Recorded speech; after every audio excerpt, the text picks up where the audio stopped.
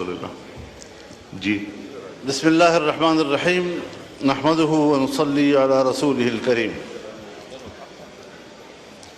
جناب اسپیکر، میں آپ کا شکر گزار ہوں کہ آپ نے گفتگو کے لیے وقت بھی دیا اور گفتگو کا انتظار بھی کیا. مجھے کبھی یہ دعویٰ نہیں رہا کہ میں کوئی اقتصادی ماہر ہوں اور جو بجٹ کی روح ہے میں اس پر بحث کرتے ہوئے اس کا حق ادا کر سکوں گا. یقیناً ایوان میں ایسے فاضل اراکین موجود ہیں جو تکنیکی بنیادوں پر بجٹ پر بحث بھی کر سکتے ہیں، اعداد و شمار پر بات بھی کر سکتے ہیں.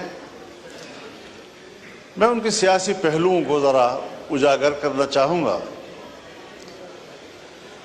کہ 1988 سے میں اس ایوان میں کتنے بجٹ سن چکا ہوں، کتنے بجٹ میرے ہوتے ہوئے پاس ہوئے ہیں، اور ہر بجٹ پیش کرنے والی حکومت اس نے دعویٰ کیا ہے کہ یہ عوام دوست بھی ہے اور ملک کی ترقی کی راہ پر یہ بجٹ گامزن کرے گا ملک کو.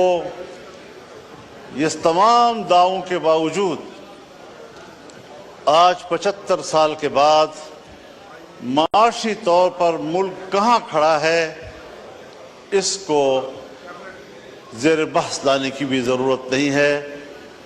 شیشے کی طرح نظر آتا ہے کہ ہم دیوالیہ پن کے کنارے کھڑے ہیں.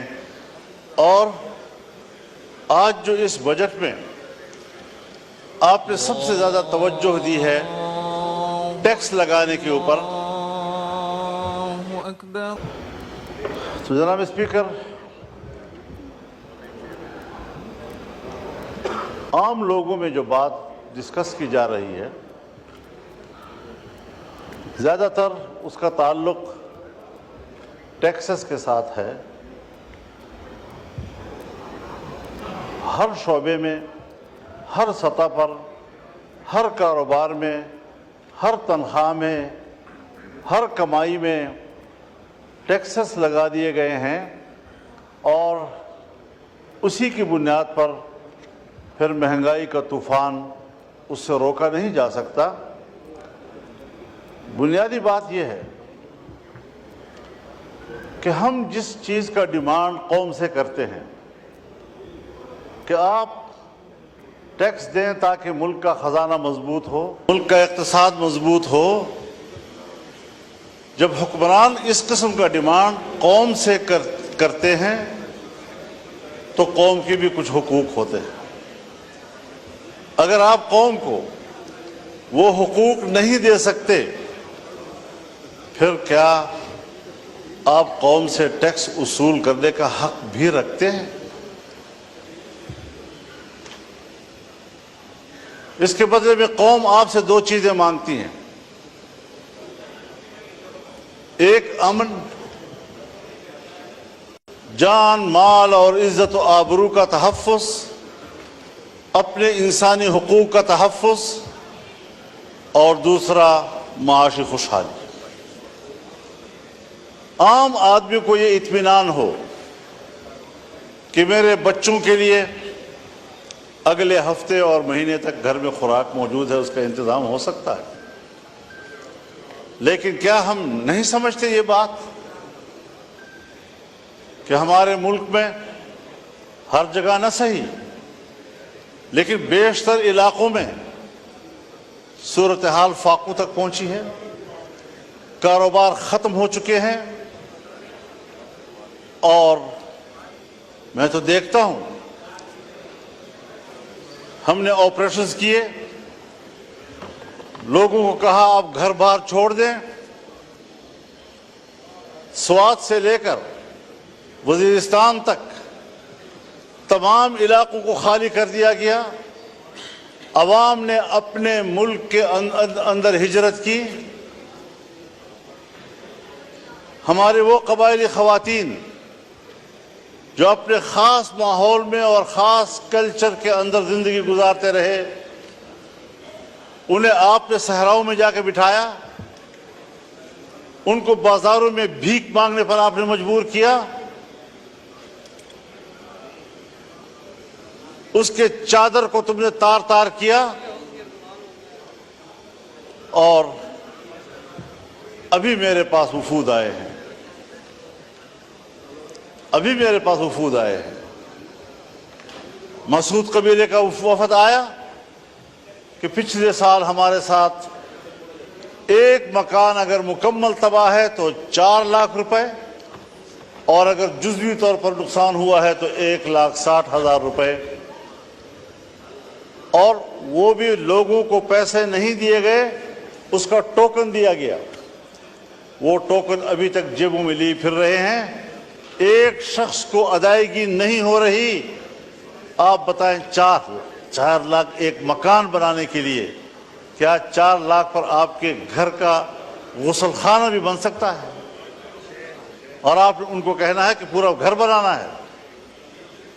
1,60,000 روپے آپ نے 1-2 کمرے بنانے ہیں جو گر گئے تھے۔ کیا مذاق دنیا کے ساتھ ہو رہا ہے؟ آج چمن کے اوپر، بارڈر کے اوپر 9 مہینے سے لوگ بیٹھے ہیں، در بدر بیٹھے ہوئے ہیں۔ آپ وہ شرائط ان کے اوپر لگا رہے ہیں کہ جو شرائط سرحد پر بیٹھے ہوئے لوگوں کے اوپر دنیا میں نہیں لگائے جاتے۔ پوری دنیا میں سرحد پر رہنے والوں کو کچھ خصوصی مراعات ملتی ہیں، اور وہ بھی وہ بارڈر جو بین الاقوامی طور پر ریکگنائزڈ ہو۔ ہندوستان پاکستان کا سرحد طے شدہ ہے۔ پاک افغان بارڈر کو میں اور آپ پاک افغان بارڈر کہہ رہے ہیں، کیا افغانستان بھی اس کو پاک افغان بارڈر کہتا ہے یا اس کو ڈیورنڈ لائن کہتا ہے؟ کیا یہ کسی سمجھوتے کی بنیاد پر ہوا تھا کہ ایک ہی آدمی کا گھر، اس کا صحن پاکستان میں ہے، کمرے افغانستان میں ہیں؟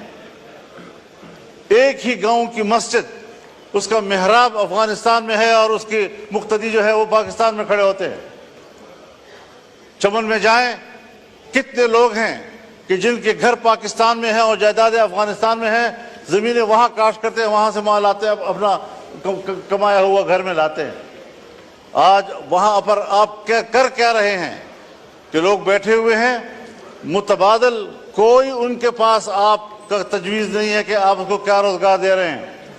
وہ مزدوری کرتے ہیں، بچوں کے لیے کماتے ہیں۔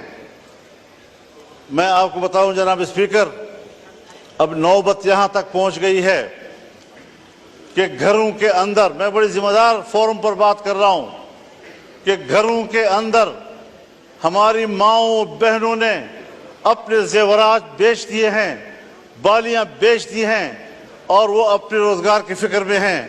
وہ ختم ہو گئے پیسے، اب گھروں کے دروازے اور کھڑکیاں وہ بیچنے میں مجبور ہو گئے ہیں کہ کس طریقے سے ہم دن رات گزارے۔ اور ریاست اس حد تک شقی القلب ہو چکی ہے کہ ان کو احساس تک نہیں ہے کہ یہ ملک کے باشندے ہیں اور ان کو کیا گزر رہی ہے۔ 9 مہینے تک لوگ بیٹھے ہوئے ہیں، کوئی احساس ہے اس بات پر؟ میرے پاس انگور اڈے کا وفد آیا، بھرپور وفد آیا، اور کہا صاحب آپ تو آئے ہیں ہمارے گاؤں میں۔ میں نے کہا جی میں آیا ہوں آپ کے گاؤں میں، تو آپ بتائیں وہاں ہماری کیا پوزیشن ہے؟ میں نے کہا میری رات افغانستان میں تھی اور میرا جلسہ پاکستان میں تھا۔ ڈیورنڈ لائن انہوں نے مجھے بتایا کہ یہ لکیر ہے، کسی کے گھر کے بیچ میں سے گزر رہا ہے، کسی کے مسجد کے بیچ میں سے گزر رہا ہے۔ ان لوگوں پر آپ اس قسم کے قدرے لگائیں گے؟ غلام خان کے اوپر یہ صورتحال بن رہی ہے، جمرود کے اوپر یہ صورتحال بن رہی ہے۔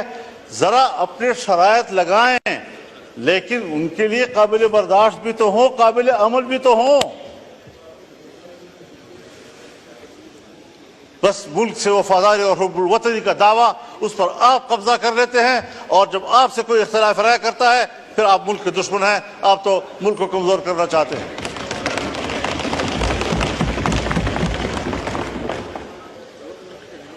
دوسری بات یہ ہے جناب اسپیکر، ہمارے ہاں آپ 1000 ٹیکس لگائیں، میں پارلیمنٹیرین بھی ہوں، 40 سال اس سیاست کی خارزار وادی سے گزر کر آج کھڑا ہوں۔ ان صحراؤں کو میں نے عبور کیا ہے۔ آپ کے ملک کے عوام آپ کو ٹیکس نہیں دیں گے، اس لیے کہ عوام کو آپ پر اعتماد نہیں ہے۔ اور یہ بات میں کسی ایک پارٹی کے لیے نہیں کہہ رہا ہوں۔ اگر میری حکومت ہو اور میں ٹیکس لگاؤں گا تو میرے ہوتے ہوئے بھی شاید لوگ اعتماد نہ کریں، اس لیے کہ لوگوں کو پتہ ہے کہ میرے ٹیکس وصول کر کے اس کو باہر کے قرض میں دیا جائے گا، IMF کے قرض میں دیا جائے گا، ورلڈ بینک کے قرض میں دیا جائے گا۔ جب میرا ٹیکس میرے فلاح و بہبود پہ خرچ نہیں ہوتا، مجھے کیا پڑی ہے کہ میں عالمی بینک کو بھرتا رہوں اور اپنے پیسوں سے محنت سے بھرتا رہوں۔ اور یہ آج کی ریت نہیں ہے جناب اسپیکر، یہ ہمیں ورثے میں ملی ہے۔ جب انگریز حکومت تھی اور بر صغیر پر ان کا قبضہ تھا اور انگریز ملک میں لوگوں سے ٹیکس لیتا تھا تو بر صغیر کا باسی ٹیکس چوری کرتا تھا، فرنگی کو وہ ٹیکس دینے کے لیے تیار نہیں تھا۔ اس کو پتا تھا کہ یہ میری فلاح پہ خرچ نہیں ہوگا، یہ ان کے عیاشیوں پر، اور ہمارا مال برطانیہ جائے گا۔ میں خود برطانیہ میں ایک موقع پر یوم پاکستان تھا اور میں میئر کے آفس میں گیا، پاکستانی کمیونٹی وہاں جمع تھی۔ مجھے کہا مولانا صاحب ان بلڈنگوں کو دیکھو، یہ ان کے نہیں ہیں، یہ ہمارے اپنے ہیں، ہمارا مال لا کر چوری کر کے انہوں نے یہ بلڈنگیں بنائی ہیں، یہ ہندوستان کی ہے، یہ بر صغیر کی ہے۔ اس کے باوجود ملکہ برطانیہ انڈیا آتی ہے اور پارلیمنٹ اس کو کہتا ہے کہ تم 100 سال سے ہمارے اوپر حاکم رہے ہو، تم نے ہماری سرزمین پر قبضہ کیا تھا، پہلے اپولوجائز کرو، معافی مانگو، اس کے بعد آپ ایوان میں آ سکتی ہیں۔ اور اس نے معافی مانگی، لیکن جب پاکستان آئی اور پاکستان کے پارلیمنٹ میں آنے لگی تو ہمارے اسپیکر صاحب اور چیئرمین سینٹ نے کہا ہم پہلے بھی آپ کے وفادار تھے، ہم آج بھی آپ کے وفادار ہیں۔ اس نظریے کو لوگ ٹیکس دیں گے، اس کو آپ یقین نہیں رہے گے کہ آپ کی ریاست ہے، ٹیکس آپ کی فلاح و بہبود پہ خرچ ہوگا۔ جب میرا پیسہ میری فلاح و بہبود پہ خرچ نہیں ہوگا، مجھے کیا پڑی ہے کہ میں اس قسم کے ٹیکس، آپ کے ظالمانہ ٹیکس ادا کرتا رہوں گا۔ اور اگر ٹیکس ظالمانہ ہے اور آپ مجھے امن بھی نہیں دے پا رہے، اور جب میرا سب کچھ لٹ جاتا ہے، پھر آپ کو جاگ آتی ہے۔ جب چین کا ایک مہمان آتا ہے، اہم مہمان، مجھے یہ کہنے دیجئے، بڑے ادب و احترام کے ساتھ کہنا چاہتا ہوں، ہمارے پرائم منسٹر صاحب بھی، ہمارے آرمی چیف بھی چائنا گئے، وہاں انہوں نے بڑی محنت کی، لیکن سفارتی حوالے سے اگر حقیقت میں بات کی جائے، ہمارے پرائم منسٹر کامیاب ہو کر واپس نہیں آئے۔ مولانا صاحب کائنڈلی اور ساتھ ساتھ مختصر کر دیجئے، آج بہت لمبا دن ہے۔ ان کا مہمان یہاں آیا، جی ہاں، ہم سب لوگوں کی خدمت میں حاضر ہوئے، مہمانداری کی، اور ہم نے ان کو اپنی بھرپور حمایت، تائید، دوستی سب حوالے دیے، انہوں نے بھی سب وہی حوالے دیے، لیکن ایک جملے میں اس نے ہمیں جواب دے دیا کہ پاکستان میں اب بھی سیاسی استحکام نہیں ہے، پاکستان کی سیکورٹی اب بھی ٹھیک نہیں۔ آپ بتائیں کہ کس بنیاد پر وہ انویسٹمنٹ کریں گے یہاں پاکستان میں؟ جی کائنڈلی حضرت صاحب کائنڈلی وائنڈ اپ کیجئے، تاکہ آج بہت لمبا دن ہے، رات کو 11-12 بجیں گے۔ اب یہاں پر آپ نے عزم استحکام کوئی آپریشن کے نام سے کوئی کیا چیز کر دی ہے، میں نے کہا ہمیں تو 2010 سے مار کھا رہے ہیں انہی آپریشنوں کے ہاتھ سے۔ دہشت گردی کے خلاف جنگ، دہشت گردی کے خلاف جنگ، کیا دہشت گردی کے خلاف جنگ یہ بین الاقوامی ایجنڈا نہیں ہے؟ اس پہلو کو ہم کیوں نظر انداز کر رہے ہیں؟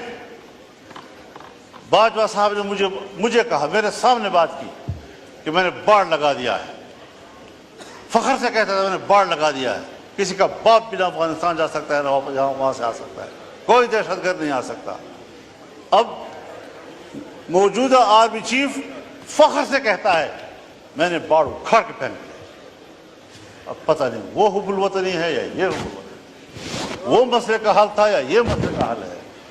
50,000 سے نہیں بلکہ 25-30,000 لوگ یہاں سے افغانستان گئے اور وہاں سے 40-50,000 اس وقت آ چکے ہیں، اور ہمارے ہاں مجھے معاف کیجئے بہت درد اور دکھ سے کہہ رہا ہوں، ایسا محسوس ہو رہا ہے کہ جیسے اگلے 2-4 مہینوں کے اندر ہمارے ڈیرہ اسماعیل خان، وزیرستان، دوسرا وزیرستان، لکی مروت، کرک، بنو، ان علاقوں میں امارت اسلامیہ قائم ہو جائے اور پاکستان کی نظر نہیں آ رہی۔ مغرب ہوتی ہی تمام تھانے بند ہو جاتے ہیں اور ان کو حکم دیا گیا ہے کہ آپ نے گشت میں باہر نہیں جانا۔ یہ ہے آپ کی رٹ۔ جی ٹھیک ہے کہاں کھڑے ہیں ہم لوگ؟ تو فکر بندی کی بات ہے حضرت۔ جی یہ آپریشن میں نے پہلی بھی عرض کی ہے، آج بھی کہتا ہوں، یہ عزم استحکام نہیں، یہ چین کو جواب دے رہے ہیں کہ جس عزم استحکام کی بات کی تھی آپ نے، اب ہم وہ استحکام لانا چاہتے ہیں، لیکن ہر چند کے ہے نہیں ہے، یہ استحکام عزم نہیں ہے، یہ عزم استحکام کی طرف ہم جا رہے ہیں۔ ہمیں سوچنا پڑے گا، میں کم از کم تضادات کا شکار نہیں ہوں، میں فکری یکسوئی کا علمبردار ہو کر آپ کے سامنے بات کر رہا ہوں کہ اس طریقے سے اگر آپ قوم کو ہانکتے رہیں گے، پاک PWD کو آپ ختم کر رہے ہیں، ہزاروں ملازمین کو آپ بے روزگار کر رہے ہیں، اتنا بڑا محکمہ جو پاکستان سے پہلے کا ہے، ان تمام محکموں کی ماں ہے، آپ نے کس سے مشورہ کیا؟ میں تو یہ دعویٰ بھی کرتا ہوں کہ یہ جو عزم استحکام پالیسی آپ لا رہے ہیں، اسٹیبلشمنٹ کا بھی آپس میں مشورہ نہیں ہے۔ ان کی بھی کچھ لوگ کچھ کہہ رہے ہیں تو دوسرے لوگ کچھ کہہ رہے ہیں، باہر آپ کچھ بیان دے رہے ہیں، پرائم منسٹر ہاؤس کا بیان کچھ آ رہا ہے اس کے بارے میں۔ یہ چیزیں سیدھی کرنی ہوں گی، اس پر مشاورت کرنی ہوگی، یکسوئی پیدا کرنی ہوگی۔ بہت ہم پٹ چکے ہیں۔ ایک زمانہ تھا میرے گاؤں کے قریب سے بھی یہ نہیں گزرے تھے، آج میرے گلی کی دیوار کے ساتھ گزر رہے ہیں اور وہاں کھڑے ہوتے ہیں۔ ہم کہاں کھڑے ہیں؟ ریاست نے ہمیں کہاں کھڑا کر دیا ہے؟ کیا ہم ایک شہری کی حیثیت سے ریاست پر کوئی حق نہیں رکھتے؟ تو اس ساری صورتحال میں دیکھیں، آپ کی جمہوریت اپنا مقدمہ ہار چکی ہے، پارلیمان اپنا مقدمہ ہار چکے ہیں۔ جب آپ الیکشن میں دھاند لیا کریں گے، اسٹیبلشمنٹ دھاند لیا کریں گی، جعلی پارلیمنٹ وجود میں آئے گی، تو پھر یہی اثر ہوگا کہ عوام آپ پہ اعتماد نہیں کرے گی۔ جی شکریہ مولانا صاحب، مہربانی مائک کھولے کو بنائیں، جی مشاورت کے عمل کو وسیع کریں۔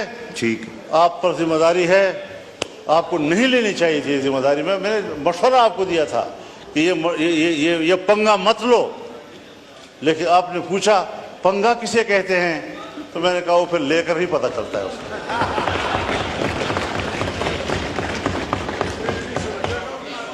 جی شکریہ مولانا صاحب۔ وہ کسی نے کہا نا دوسرے حضرت سے صاحب، کہ پنگا کسے کہتے ہیں، انہوں نے کہا لے کر پتہ حضرت چلتا ہے۔ صاحب جی حضرت تو صاحب میں بہت مہربانی۔ یہ کچھ گزارشات تھی، جی شکریہ۔ کچھ رہ بھی گئی، لیکن یہ ہے کہ ذرا ان لوگوں پر رحم کیجئے۔ تفتان کی صورتحال بھی یہی بنتی جا رہی ہے، وہاں پر بھی انتہائی جو ملک کے مفاد میں سب کچھ ہو رہا ہے اس کو راستے میں روکے جا رہا ہے۔ بہت میں مہربانی۔ آپ کا بہت شکر گزار ہوں، اور میں نے اگر دخل در معقولات کیا ہے اور آپ کے نظم و نسق کو متاثر کیا ہے، اس پر آپ سے معذرت خواہ بھی ہوں، لیکن بہرحال درد دل تھا جو آپ کے سامنے رکھا ہے اور پوری قوم کے سامنے رکھا ہے، اور انشاءاللہ یہ درد دل کا سلسلہ چلتا رہے گا انشاءاللہ۔ شکریہ جی۔ The house is adjourned to meet at 2:10 پہ ہم پھر سے شروع کریں گے۔